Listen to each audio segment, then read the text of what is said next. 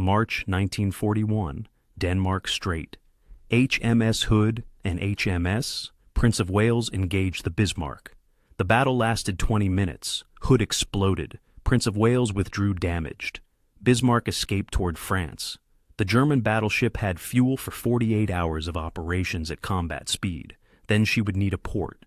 The Royal Navy had something Bismarck did not. Fleet oilers positioned across the Atlantic. HMS King George V could pursue for 72 hours without touching land. The difference was not bigger guns or thicker armor. The difference was a tanker full of fuel oil steaming alongside at 15 knots, pumping thousands of gallons through reinforced hoses in North Atlantic swells. British capital ships could refuel at sea. German capital ships could not. This capability decided which navy controlled which ocean. The German surface fleet faced a logistics problem that no amount of firepower could solve. Every German capital ship was a fuel-limited weapon. Bismarck carried 8,500 tons of fuel oil.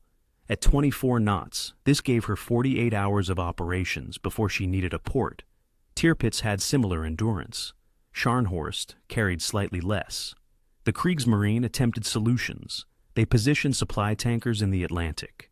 Bismarck was supposed to rendezvous with the tanker Weissenberg. The Royal Navy sank Weissenberg on June 3, 1941. The Germans tried the tanker Belchen. The Royal Navy sank her on June 3. The tanker Esso Hamburg sunk June 4. The tanker Egerland sunk June 4. The tanker Lothringen sunk June 15. German surface raiders could not operate without pre-positioned supply ships. The British hunted those ships systematically. Without them, German battleships were port-bound after 2 days of operations. The Italian Regia Marina had the same problem. Italian battleships operated from Taranto, La Spezia, and Genoa. They could sortie into the Mediterranean. They could fight for 1 day. Then they returned to port. The Italians had no effective fleet train, no oilers designed for at-sea refueling, no procedures proven in Atlantic conditions. Italian capital ships were harbor queens by necessity, not choice. The Royal Navy operated differently. British battleships, cruisers, and destroyers refueled at sea as standard procedure. They did this in Arctic gales. They did this in Mediterranean swells. They did this while maintaining convoy protection. This capability required specialized vessels and years of procedural development. The Germans never achieved it. The Italians never attempted it. The British solution was the Royal Fleet Auxiliary Oiler. These were not warships. They were civilian crewed tankers operated by the Royal Fleet Auxiliary, the RFA. The primary classes were Wave, Leaf, and Dale. Wave-class oilers displaced 12,000 tons standard, 14,000 tons full load. Length was 492 feet. Beam was 64 feet. They carried diesel engines producing 6,800 horsepower. Maximum speed was 15 knots. Fuel capacity was 16,500 tons.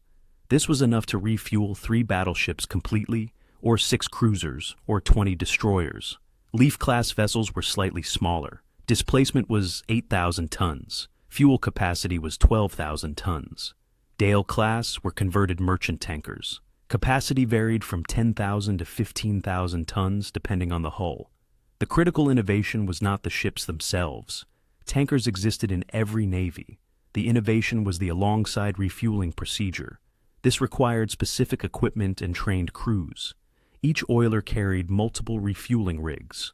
A rig consisted of a reinforced fuel hose, a span wire for support, and a messenger line for hauling. The hose was 6 inches in diameter. It could transfer fuel at 800 gallons per minute in calm seas, 400 gallons per minute in moderate seas. The procedure required the receiving ship to steam alongside the oiler at 15 knots, maintaining precise station 50 feet apart. The oiler crew fired a line across using a line-throwing gun. The receiving ship hauled across the messenger, then the span wire, then the fuel hose. Connection took 15 minutes with trained crews. Fuel transfer began immediately. A battleship taking on 2,000 tons of fuel required 4 hours. A destroyer taking on 400 tons required 1 hour. This happened while both ships maintained course and speed. British oiler crews trained constantly. The procedure worked in Sea State 4, waves up to 8 feet. It worked at night. It worked under air attack. German attempts at alongside refueling failed consistently. Their equipment was unreliable. Their procedures were not standardized. Most critically, they never trained enough crews to make it routine. The Bismarck operation proved this. Bismarck was supposed to refuel from the tanker Weissenberg. This required Bismarck to stop. The transfer would take 8 hours in calm seas. In rough seas, it was impossible. British oilers refueled warships underway. German oilers could not. If you are finding this analysis of naval logistics interesting, a quick subscribe helps more than you know. The operational proof came in every theater. Arctic convoys demonstrated the capability first. Convoy PQ-17 departed Iceland on June 27, 1942. The covering force was HMS Duke of York, Battleship, and 4 cruisers. The convoy route was 1,800 miles. Duke of York had fuel for the round trip at cruising speed, but convoy protection required high-speed maneuvering, which consumed fuel at triple the rate. RFA Wave. King accompanied the force. She refueled Duke of York twice during the operation. Total fuel transferred was 3,200 tons. This let Duke of York maintain full combat. Readiness for 9 days without entering port. The German battleship Tirpitz was in Norwegian waters. She sortied once, withdrew after 6 hours, returned to port for refueling. She could not stay at sea. The British could.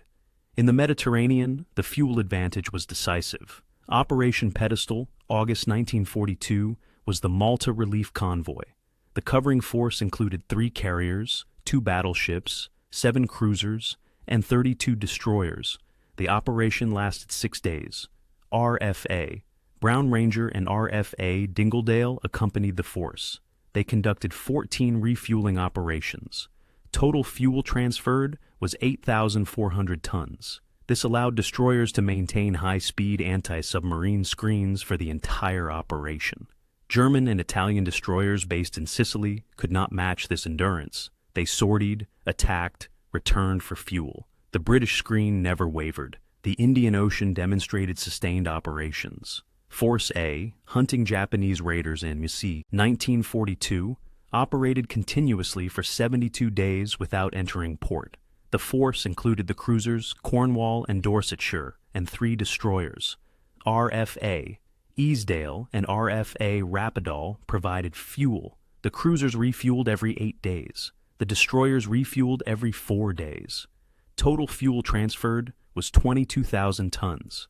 The Japanese heavy cruisers hunting in the same waters returned to Singapore every 2 weeks for fuel. They missed intercept opportunities because they were in port. British cruisers missed nothing. The comparative analysis shows British superiority clearly. A King George V class battleship carried 4,000 tons of fuel. Range was 14,000 miles at 10 knots.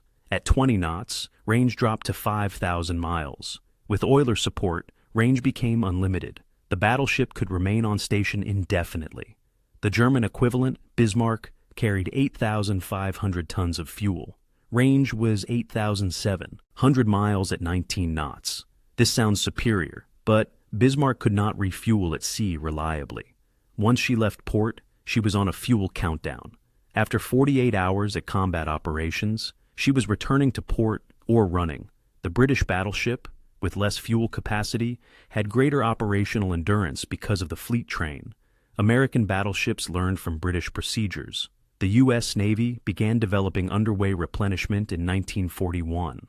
They studied Royal Navy techniques. By 1943, U.S. Navy oilers were refueling task forces in the Pacific, using equipment and procedures copied directly from British practice. The scale was larger. American oilers were bigger, 20,000 to 30,000 tons capacity. But the fundamental technique was British. The proof is in the documentation.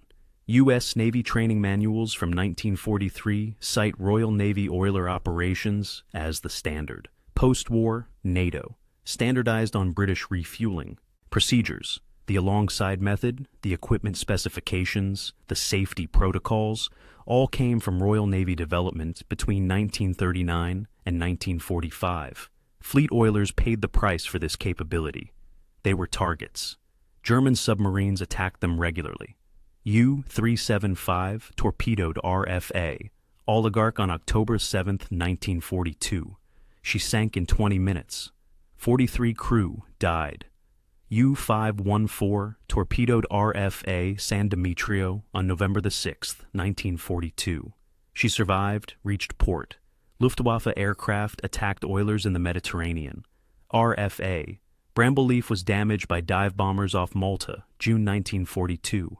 She burned for 8 hours, but survived. Losing an oiler impacted operations immediately. When RFA Oligarch sank, the home fleet had to curtail operations for 6 days until a replacement arrived. Capital ships returned to Scapa Flow for fuel. A planned sweep toward Norway was cancelled. One sunk oiler removed the operational flexibility of an entire fleet. The Germans understood this. They prioritized oiler hunting, but the British built oilers faster than Germany could sink them. 42 fleet oilers were in service by 1945. 12 were sunk. The fleet never lacked fuel. The strategic impact was multiplication of combat power. A battleship with 8,000-mile range could patrol a certain area. The same battleship with unlimited range from oiler support could patrol 3 times that area. 4 battleships with oiler support did the work of 12 battleships without it. The Royal Navy had fewer capital ships than its commitments required. The fleet train made the numbers work. 1 King George V class battleship with 2 oilers could maintain permanent presence off Norway. The Germans needed 3 battleships in rotation to do the same, because each one spent 2/3 of its time in port refueling. British logistic superiority was German operational inferiority. The Bismarck chase proved it. Bismarck was faster, more heavily armed, and better armored than any single British battleship. But Bismarck was alone and running out of fuel. The Royal Navy assembled ships from 6 different task forces. They all had fuel because oilers were positioned across the Atlantic. King George V refueled from RFA Brown Ranger on May 26th. She closed the distance. Bismarck could not refuel. She ran. The British doctrine was proven. Superior logistics beats superior firepower when firepower is stranded in port. Post-war analysis by both American and Soviet navies confirmed British oiler operations as the most advanced of the Second World War. The Soviets had no effective fleet oilers. Their Baltic fleet was port-bound by fuel constraints. The Americans developed larger-scale operations but credited British innovation. The German naval history, written after the war, identified lack of effective underway refueling as one of the primary reasons the surface fleet failed to achieve results. Admiral Dönitz wrote in 1958 that German battleships were useless because they could not stay at sea. He was describing the absence of what the British had mastered. British fleet oilers were not glamorous. They did not fire guns. They received no battle honors, but they enabled every naval operation from 1939 to 1945. They turned fuel-limited warships into unlimited range weapons.